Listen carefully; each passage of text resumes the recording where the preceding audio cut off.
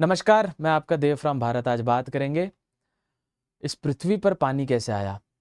इसका scientific reference लेंगे, फिर वेदों का रेफरेंस लेंगे और फिर कुरान का रेफरेंस लेंगे और फिर आपको पता चलेगा कि जो हम हिंदू मुसलमान चीज़ों पे लड़ रहे हैं, हम धार्मिक चीज़ों पे लड़ रहे हैं, हम जातिवाद पे लड़ रहे हैं, हम रिलीजियस चीज़ों पे लड़ रहे हैं, आप उसी के लिए लड़ रहे हैं जो ऊपर वाला एक है। हमारा जीवन पूरा हमने समर्पित किया हिंदू मुसलमान को एक करने का उद्देश्य आप समझ सकते हैं। तो आज बात होगी पानी पृथ्वी पर कैसा है, क्योंकि पानी कभी भी पृथ्वी का धातु है ही नहीं, पृथ्वी का एलिमेंट, पृथ्वी का एक कोर है ही नहीं। पृथ्वी पे पानी कभी नहीं था और पानी उतना ही है, ना बढ़ता है ना कम होता है, ये आप समझ लीजिए। तो फिर पृथ्वी पर पानी कहाँ से आया, इसका थोड़ा आप समझने का प्रयास करेंगे। सबसे पहले कुरान का रेफरेंस लेंगे, फिर वेदों का रेफरेंस लेंगे और फिर पुराण की स्टोरीज में आपको बताऊंगा कि वेद व्यास जी कहना क्या चाह रहे हैं पुराणों में। जिन मुसलमानों को नहीं पता, हमारे इसमें 4 वेद है और वेद इतनी मुश्किल बोली में है कि उसको समझाने के लिए पुराण लिखे गए हैं। पुराण कहानियों के माध्यम से वेदों को समझाया गया है, तो पुराण को आप कहानी ना समझे, उसको बस एक उदाहरण समझे कि जो वेद को समझाया जा रहा है। एंजल जिब्रील जिब्रील जिन्होंने मोहम्मद सल्लल्लाहु अलैहि वसल्लम पीस बी अपॉन हिम, जिनको जिनको कुरान, जब वो मेडिटेशन स्टेट में एक पहाड़ पे मेडिटेट कर रहे थे, ध्यान कर रहे थे, तब जिनको कुरान बताई गई, कुरान समझाई गई, वही चीज़ जो यसु मसीह को जो जन्म करते हैं वर्जिन मैरी के साथ, एंजल जिब्रील का जिक्र होता है। अगर आप हमारे इसमें चाहो तो वेद व्यास जी को ब्राह्मण कॉन्शियस, अब देखिए यहाँ पे जब ब्राह्मण की मैं बात कर रहा हूँ, ब्राह्मण यानी कोई ब्राह्मण जाति वाला ब्राह्मण नहीं। सबसे पहले ब्राह्मण कभी कोई जात थी नहीं। ब्राह्मण और आत्मन, ये हमारे सनातन संस्कृति में 2 चीजें आती है। The ultimate consciousness, the ultimate reality, जो एक दुनिया का अस्तित्व का एक कॉन्शियसनेस है, उसे हम ब्राह्मण कहते हैं, ब्राह्मण। तो वो ब्राह्मण से वेद व्यास जी को, जब वो ध्यान कर रहे थे एक पहाड़ पे, उनको वेदों का पठन हुआ, वेदों का ज्ञान हुआ। तो वेद किसी ने लिखे नहीं है, मैं मुसलमान भाइयों को मैं क्लियर कर दूं, वेद कोई रैंडम स्टोरीज नहीं है। हर एक चीज, कुरान और वेद सेम है। अगर आप इस चीज को समझने का प्रयास करो, कुरान और वेद सेम है। थोड़ी फिलोसॉफी अलग हो सकती है, थोड़ा स्टोरी लाइन अलग हो सकती है, लेकिन उद्देश्य एक ही है। फिर साइंस की बात करेंगे और फिर पुराण की बात करेंगे। पुराण, मैं जैसे कि पहले बताया, पुराण ये वेदों, वेद इतने टफ थे। जैसे अच्छा, जैसे हदीस होते हैं, हदीस कुरान के रेफरेंस को समझाने के लिए हदीस का पूरे, जैसे 2000 हदीस होते हैं हमारे इस्लाम में, जो हजरत आयशा जी जो नैरेट किए थे 2000 के 2000 हदीस, वैसे ही अलग अलग गुरुओं ने हमारे इसमें पुराणों को बनाया है, वेदों को समझा के। पुराण, PURAN, पुराण। और कुरान को समझाने के लिए, कुरान का एक एक पॉइंट और उसको अच्छे से प्रतीत करने के लिए और उसके आगे की हिस्ट्री बताने के लिए हदीस को समझाया है। तो आप ये चीज को क्लियर कर ले। हमारे भारत में प्रॉब्लम ये जा रहा है कि साधु संत महात्मा कहानी के तौर पे ब्लैक मनी को व्हाइट मनी कर रहे हैं, पाखंड फैला रहे हैं और ख्याली स्टोरीज बता के आपको गुमराह कर रहे हैं, आपको अध्यात्म से, स्पिरिचुअलिटी से दूर कर रहे हैं। लेकिन असल रेफरेंस क्या है वो कोई नहीं बताता। चलिए सबसे पहले कुरानिक रेफरेंस समझेंगे, सभी हिंदू भाइयों को ध्यान से समझना होगा। सूरा अल अन्नबिया, सूरा सूरा मतलब चैप्टर और आयत मतलब वर्ष, ये आप समझ ले, ठीक है। हिंदू भाइयों के लिए सूरा होती है, जैसे सूरा अन-नबिया है, उसमें आयत number 30, chapter number 21। And we made from water everything living thing, हमने पानी से ही हर चीज बनाई। ध्यान रखिए, ये जो मैं बोल रहा हूं ये वेद में भी आएगा, रेफरेंस के साथ आएगा। यहाँ पे अगर आपको कोई चीज मेरी समझ नहीं आती है, जैसे मैं बोल रहा हूं, आपको लगता है मैं कुछ फेक बोल रहा हूं, जैसे मेरे सामने जो ये रेफरेंस आया है, मेरे सामने सपोज ये रेफरेंस आया है, ये वाला रेफरेंस सपोज मेरे सामने है, Quran says begin of water.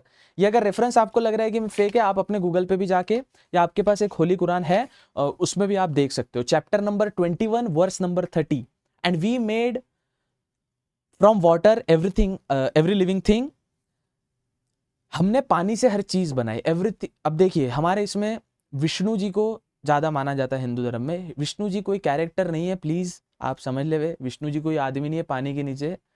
पानी के अंदर रह के एक देवता है। देखिए हमारे इसमें भगवान जिसे कहा है, देवता जिसे कहा है, हिंदू मान्यताओं के अनुसार, सनातन मान्यताओं के अनुसार, जो चीज उससे जुड़ी है उसको हम देव मान बैठे हैं। पानी में से विष्णु जी पानी में रहते हैं, ऑफ कोर्स हमें पता है। पानी में सेलेस्टियल पानी में समंदर के जानवर रहते हैं। आप देखो सांप है, कछुआ है जो पानी के है, उन्हें हम भगवान मानते हैं हिंदू मान्यताओं के अनुसार।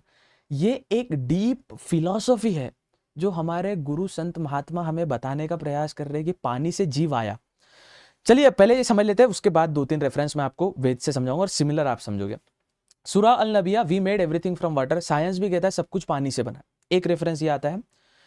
दूसरा आता है सूरा अन नूर चैप्टर नंबर 23 वर्स नंबर 43। सूरा अन नूर chapter number 24 verse number 43। 24 chapter verse number 43। Do you not see the Allah drive clouds, then join them together, then makes them into a heap and you see the rain emerge within them.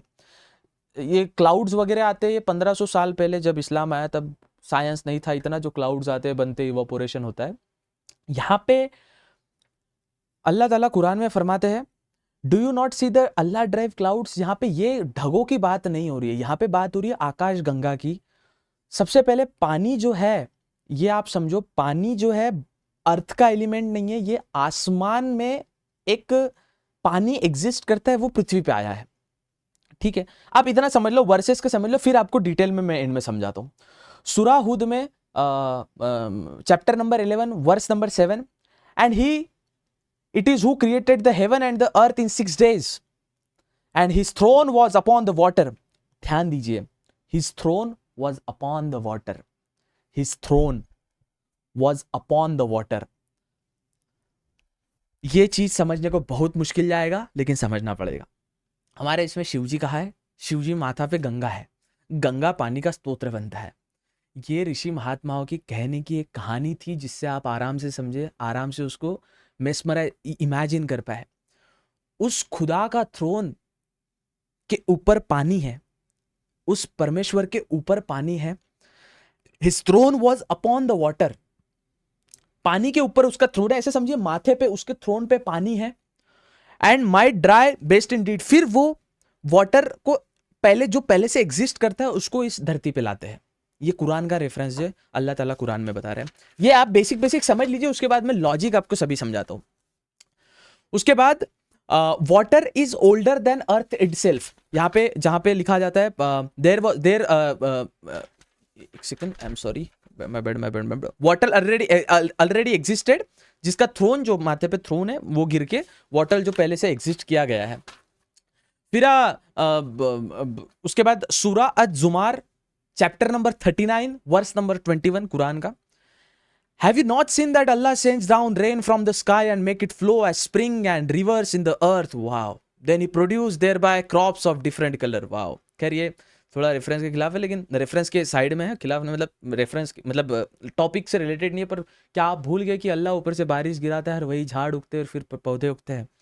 सूरा अर-रूम chapter number 30 verse number 48, it's Allah who send the winds and they raise the cloud and then spread them. यहाँ पे पूरा cycle बताया, पानी कैसे आता है, इवोपोरेशन साइकिल वगैरह। Yes, Quran is the most scientific धर्म ग्रंथ, और उसके पहले अगर कोई माना जाए तो वेदा इज द मोस्ट साइंटिफिक धर्म ग्रंथ, और फिर साइंस हमारे सामने आता है। ये मैं आपको ओवरऑल समझाऊंगा। अब आते हैं वेदों पे। अब मुसलमान भाइयों, आप भी थोड़ा गौर फरमाए। आप कुरानिक वर्ड से आप खुश हो गए, भैया कुरान का बताया, देखो हमारा ऐसा। आप इधर का पॉइंट ऑफ व्यू भी समझ के देखिए। किसी बाबा की ख्याली कहानियां नहीं, किसी बाबा का ख्याली प्रवचन नहीं कि नाम जपो पालन करो नहीं, कोई टिक्का लगा के उग्रवादी भाषण नहीं, कोई जातिवाद की राजनीति नहीं, वेदों का प्रॉपर रेफरेंस। जैसे लोग कहते हैं हजरत मोहम्मद सल्लल्लाहु अलैहि वसल्लम पीस बी अपॉन ये में आखिरी प्रोफेट है, उसके पहले के ईसा मसीह आखिरी प्रोफेट है। ऐसे 1,24,000 प्रोफेट इस्लाम में होके गए हैं। उन 1,24,000 प्रोफेट जो इतिहास में होके गए हैं वो कहीं ना कहीं इधर से भी थे। अगर आप कहते हैं आदम सलाम हुआ, आदम का पहला पैर भारत जमीन पर पड़ा था, तो कहीं ना कहीं समझ के देखो ना आप। खैर, अब मुस्लिम भाइयों ध्यान से समझो और हिंदू भाइयों भी समझो, कॉज वेदों को तवज्जो ना देके आपको कार्टून की कहानियां बताई जाती है और उसको ही आप धर्म मान बैठते हो। उसके लिए मुझे माफ करना, थोड़े वर्ष हार्श हो सकते हैं। Rigveda chapter number 10 verse number 129, नजदीक सुक्त होता है। सुक्त यानी एक समझिए, हमारे इसमें सुक्त यानी पार्ट, एक हिम ऑफ क्रिएशन, मतलब कुछ श्लोका, कुछ सुक्त क्रिएशन के बारे में है ऋग्वेदा में। जो दुनिया कैसे बनी है उसके कुछ डेडिकेटेड सुक्त है, रिम्स है, उसको समझने का प्रयास करेंगे। Chapter number 10 Rigveda verse number 129, then even nothingness was nor existence nor the sky only darkness. जब पृथ्वी नहीं थी, पूरा डार्कनेस थी, वहां पानी था, जिसे हम आकाश गंगा कहते हैं। आकाश गंगा को, आप आकाश गंगा को ऐसे समझते हो कि सौर मंडल एंड आकाश गंगा, गंगा क्यों आ रहा है इसमें? गंगा कोई नदी का नाम नहीं है, वो तो हमने दिया है अभी। Ganga is a form of water, ये आप समझ के देखिए। गंगा कोई पानी नहीं है। फिर जो पानी फिर वेस्ट में है, जो पानी सबसे पहले गंगा माता पृथ्वी पे आई, शिव जी ने जो उनको सिर पे लाया, वो गंगा जो फिर वो अमेरिका कैसे गई? नहीं, वाटर के ओवरऑल चीजों को हम जो एवरीथिंग, ये कॉफी में पानी है, ये पानी भी गंगा का पानी, कॉज वो आसमान से आया, दैट वॉज गंगा डिफाइन की जाती है वेदों में। खैर, Rigveda verse number 10, sorry chapter number 10 verse number 129, then nothingness was not nor existence, सब कुछ खाली था, तब ओनली डार्कनेस वाप इन डार्कनेस, अंधकार के अंदर अंधकार था, तब वाटर का एग्जिस्टेंस आता है। संस्कृत में इसे कैसे पढ़ते हैं? तम अस्ति ही तामसाह गुलाम अग्रेह प्रकृतम सिलियम सर्वाम ए इदाम। जब सब जगह अंधकार डार्कनेस था, there was source of water. अभी साइंस का रेफरेंस दूंगा तो समझेगा आपको। इसका अर्थ है कि जब वहां धरती नहीं थी, जब वहां आसमान नहीं था, जब वहां पानी नहीं था, लेकिन वहां पे पानी, जब वहां लाइट नहीं था, रोशनी नहीं थी, लेकिन वहां पे पानी था। अब यही कुरान का verse chapter number 11 verse number 17 same है, जो ऋग्वेद का, समझिए ऋग्वेद का chapter number 10 verse number 129 Nasadiya Sukta में जो बताया जा रहा है कि जहां पे पृथ्वी नहीं थी, आसमान नहीं था, रोशनी नहीं थी, लेकिन वहां पे पानी था। वैसे ही कुरान का chapter number 11 verse number 7, chapter number 11 verse number 7, and he it who created the heaven and the earth in 6 days, his throne was upon the water. जब वहां पे, जब उसने धरती बनाई 6 दिनों में, आसमान बनाया 6 दिनों में, 6 days में जब उन्होंने आसमान, स्वर्ग बनाया, नर्क बनाया, सब कुछ बनाया, लेकिन उसके पहले पानी था। ये सेम हमें कुरान में देखने मिलता है। इसका भी मैं बताऊंगा आपको, इसका भी साइंटिफिक रेफरेंस दूंगा। ये अभी आप समझोगे ये तो किताबी रेफरेंस है, इसमें हमें मतलब नहीं है भैया, इसमें मजा नहीं आ रहा। आपको जब साइंटिफिक समझोगे तब आपको रियलाइजेशन होगा। एक ऋग्वेदा में आता है, आपा शक्ति में, सुक्ता में, सॉरी, हिम्स ऑफ वाटर। अब हमारे इसमें अलग अलग मंत्र उच्चारण है जिन्हें हिम्स कहा गया, और हर एक चीज पे, वाटर पे है, जन्म पे है, लाइट पे है, श्वास पे है, केमिकल्स पे है, झाड़ पौधों पे। वेद जो है, देखिए कुरान और वेद को अलग मत समझिए, कुरान और वेद एक ही है, बस उनकी स्टोरी लाइन अलग हो सकती है, फिलॉसफी एक ही है। ऋग्वेद में चैप्टर नंबर 10 वर्स नंबर 9 में, they purify, sustain and give life to all beings. वो डिवाइन मदर जो सबकी जॉय, स्ट्रेंथ और फर्टिलिटी है, वही दे प्यूरिफाई, सस्टेन। पानी ही जो है वो सबकी सोर्स ऑफ क्रिएशन है, पानी ही जिससे पूरी दुनिया बनी है, पानी ही सबका क्रिएशन है। They purify, sustain and life to all beings. Sanskrit में पढ़ेंगे, आपो ही सतः मायो भूव तान ऊर्जे धातना माहिरान्य सामयोर अभियस्त है। अर्थ कि जो जिससे पूरी दुनिया बनी है, दिस लिविंग बीइंग, लाइफ जिसके एग्जिस्टेंस से आई है, वो ही पानी है। सेम कुरान में chapter number 21 verse number 30, and we made all things from water living then we will they not believe, जो मैंने सबसे पहले आपको समझाया था, Surah Al Anbiya chapter number 21 verse number 30, कि उसी से ही अल्लाह ने जो पानी बनाया है, उसी से ही जो धरती पे भेजा है, उसी से पूरी दुनिया, ये कायनात का निर्माण हुआ है। खैर, ऋग्वेदा का आखिरी चीज समझते हैं। अब ये चीज में आप समझो शिव तत्व, आप शिव को समझने वाले हो इस चीज में, और काफी ध्यान से समझना प्लीज। ऋग्वेद में सबसे पहले समझते हैं chapter number 7 verse number 49 shloka number 2, cosmic water के बारे में बात की। यहाँ पे कॉस्मिक वाटर क्या है ये समझते हैं, और उसके बाद साइंटिफिक रेफरेंस से आते हैं, और जो कुरान का रेफरेंस मैंने दिया था उससे आते हैं। The water which were in the sky, जो पानी जो आसमान में था, and those that flow upon the earth, फिर वो धरती पे आया, and those then in the wells में प्रोटेक्ट मी, और जो फिर वो कुओं में गया, नदियों में बहा और सब कुछ गया, तो उससे वो ही मुझे प्रोटेक्ट करता है।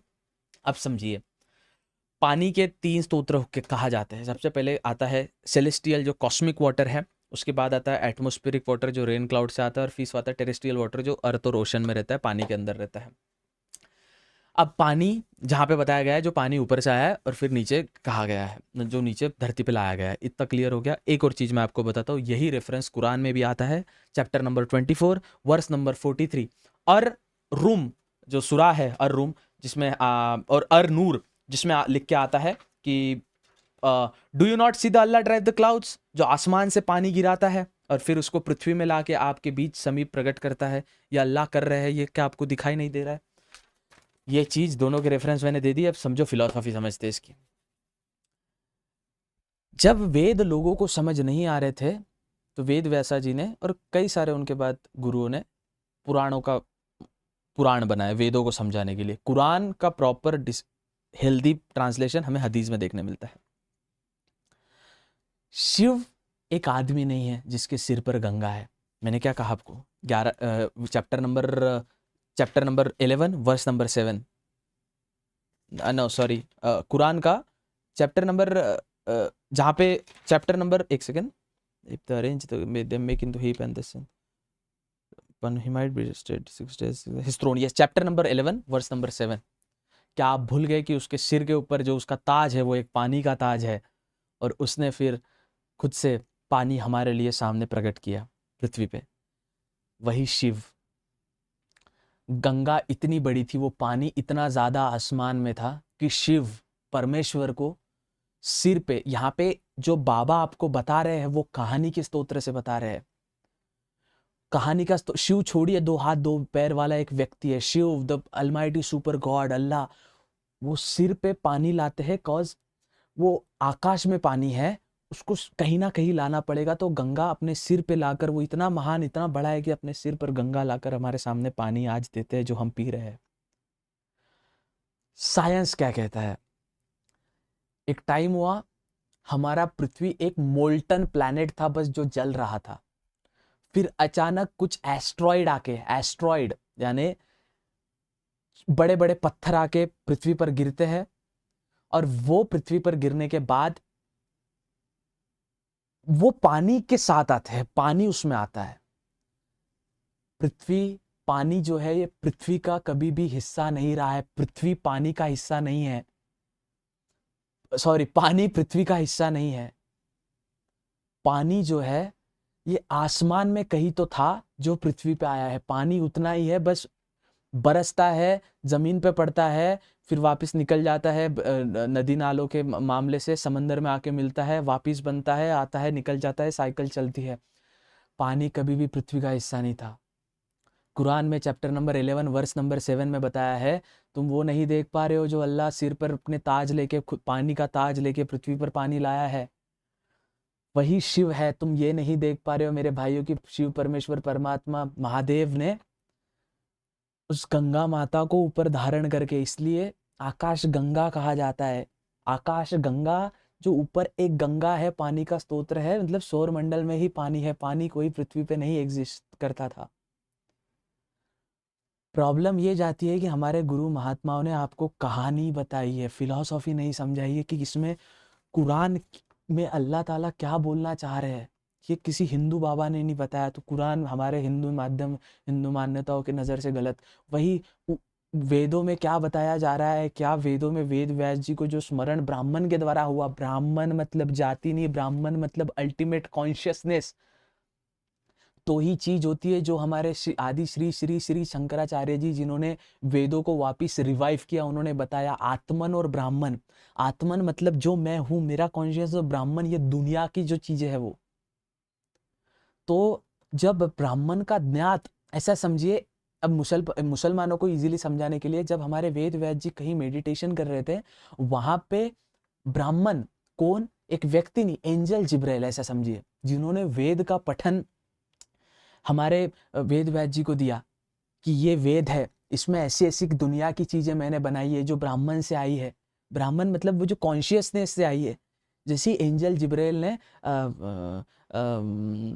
अभी एक नात में भी तो आता है, अर्ज की जिब्रील ने कहने लगे खुदा मोमन सल्ली वसल्लिम सनी, वो जो नात है ना, उसमें जो जिक्र आता है कि एंजल जिब्राइल ने जब मोहम्मद सल्लल्लाहु अलैहि वसल्लम पीस बी अपॉन हिम, उनको जब बताया कुरान, और धीरे धीरे कुरान आगे 23 साल तक कुरान का वो चला था पूरा एक हिस्से में। वैसे वेद एक साथ में, यजुर्वेद, सामवेद, अथर्ववेद, ऋग्वेद एक साथ में नहीं आई थी। वेद व्यास जी को धीरे धीरे उसका पता चला था। और वेद व्यास जी एंजल जिब्राइल जैसे जो वर्जिन मैरी के साथ यीशु मसीह को पैदा करते हैं, वैसे ही मोहम्मद सल्लल्लाहु अलैहि वसल्लम को कुरान फरमाते हैं, पीस बी अपॉन हिम। और वैसे ही हमारे इसमें महाभारत में भी आपको वेद व्यास जी का जिक्र मिलेगा, आपको गीता में भी काफ़ी ज़्यादा उनका जिक्र मिलेगा, उसके बाद ऋग्वेद में भी मतलब वेदों में भी और पुराणों में भी उसका जिक्र मिलेगा। एक चीज़ एक 100 साल के कालावधि में तो हो नहीं सकती है, बट वही व्यक्ति एक मेन रोल प्ले करते हैं। बट हमारे सामने सब डिफरेंट कर दिया गया, और फिलॉसफी को इतना जो रिसर्च है, ये चीज़ें उनको कोई समझ ही नहीं पाया। तो आगे से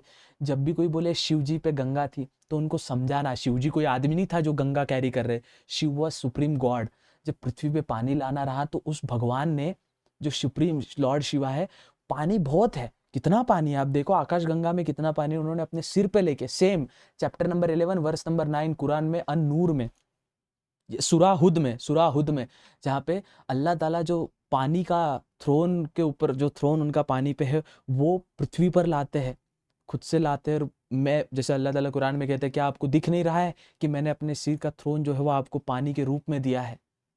दैट्स वाई वी से सेव वाटर, कि पानी को बचाओ, वही अपने पास है जो है एक कुछ तो सेलेस्टियल ऊपर के जीवन का। आई होप आप मेरी भावना समझ पाए होगे। तो ये जो चीज़ों पे लड़ रहे हो, मजहबी चीज़ों पे लड़ रहे हो आप, ऊपर जाने के बाद सबसे पहले तो आपकी फील्डिंग सेट होगी, पता चलेगा कि साला हम तो एक ही के लिए लड़ रहे थे। अरे ये गलती किसकी है? ये हर वो हिंदू बाबा की है जो कहानी के स्वरूप में आपको समझा रहा है कि क्या चीज़ें कैसी है। कहानी बस एक शिव जी थे, फिर वो भागीरथी जो थी वो बड़ी वो थी, और शिव जी ने फिर गंगा का धारण किया, फिर गंगा एक महिला। अरे नहीं बाबा, नहीं, ऐसा नहीं है। शिव एक फिलॉसफी, शिव एक डीप, शिव एक अल्टीमेट गॉड है, शिव ही अल्लाह है। जो समझाने का, कोई बाबा बता ही नहीं रहा है आपको, समझाने का प्रयास ही नहीं कर रहा है। अब मेरा उद्देश्य वही है कि मैं आपको एकदम प्रॉपर रेफरेंस के साथ बताऊं, आप पढ़े और समझे। हाँ, मैं कोई, अब मुसलमान भाई सोचते होंगे भाई ये पुराण रामायण भगवत गीता ये तो बस कहानियां हैं, ये आप वो बाबा को देख के, मैं इतना इस्लाम का ज्ञान रखता हूँ, खैर मेरे से बहुत बड़े बड़े ज़्यादा लोग रखते हैं, लेकिन जितना मैं रखता हूँ, मैं एक हिंदू हूँ, मैं पैदा हिंदू धर्म में होता हूँ, मैं पैदा हिंदू संस्कृति को, मेरे यहाँ पे लाल कलर का धागा भी पहना है। सूत सूत जब मूड़ी जी ने मारवाड़ी में कहे मूड़ी, मारवाड़ी में जिसे मूड़ी हम कहते हैं, मैंने ये पहना है। तो मैं एक हिंदू से आता हूँ, मैंने कुरान को मैंने समझ के देखा। तो आप भी देखो कि एक हिंदू ऐसा हो सकता है, तो किसी हिंदू को आप द्वेष नहीं करोगे। हाँ, ये भटका हुआ है, मैं मानता हूँ, ये मेरी साइड की टीम थोड़ी, इनकी फील्डिंग जल्दी सेट होने वाली है, ये भटका हुआ है, ये समझ नहीं पा रहा है, मैं जानता हूँ। लेकिन मौका दो, धीरे धीरे समझाएंगे। अभी मैं 22 साल का हूँ, जब 44 साल में 50 साल का हो जाऊंगा, मर जाऊंगा, मेरे बाद मेरी वीडियो देखी जाएगी, तो ये चीज़ को बार बार याद किया जाएगा कि एक शख्स ये भी था हिंदू समाज से, जो बता रहा था, भटकों को राह दिखा रहा था। तो वेदों के रेफरेंस के साथ, कुरान के रेफरेंस के साथ मैं आपको समझाने का प्रयास कर रहा हूँ, आप भी समझे। बाकी सबका मालिक एक है, वो ऊपर वाला सबसे बड़ा खेल खेलता है, पता नहीं किस राह पे मुझे ले जा रहा है, सही राह है गलत राह है। बाकी आप मेरे काम को सपोर्ट कर सकते हो, पैसे की ज़रूरत सबको होती है, मालिक है, लिंक डिस्क्रिप्शन में दिया है। बाकी आप हमारे देव फ्रॉम इंस्टाग्राम को फॉलो कर सकते हो, टेलीग्राम को भी फॉलो कर सकते हो। मिलते हैं अगले वीडियो में, तब तक के लिए खुदा हाफिज़, जय श्री कृष्ण।